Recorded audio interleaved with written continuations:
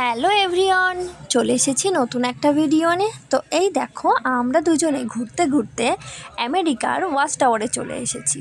তারপর চলে এসেছি ব্যাংককের বুদ্ধ মন্দিরে। তো দেখো রাক্ষসগুলো কেমন দাঁড়িয়ে আছে গেটের সামনে। তারপর এই দেখো গেটের সামনে জ্যান্ত গণেশভাই দাঁড়িয়ে আছে। এটা থেকে দেখো কতটা সুন্দর লাগছিল, তো তোমাদেরকেও একটু দেখিয়ে দিচ্ছিলাম। তারপর আস্তে আস্তে ঢুকে গেলাম ভিতরে। ভিতরে গিয়ে দেখি ও মা, কত লোক ঠাকুর দেখতে এসেছে। তো এই দেখো সবাই কি সুন্দর ছবি তুলছিল, আর আমি তোমাদেরকে একটু দেখিয়ে দিচ্ছিলাম কত সুন্দর প্যান্ডেলটা করেছে ঘুরিয়ে ঘুরিয়ে। তো এইটা কিন্তু পুরোটাই ছিল রূপোর না, দেখতে পুরো রূপোর মতন মনে হচ্ছিল। এটা ছিল টিনের তৈরি।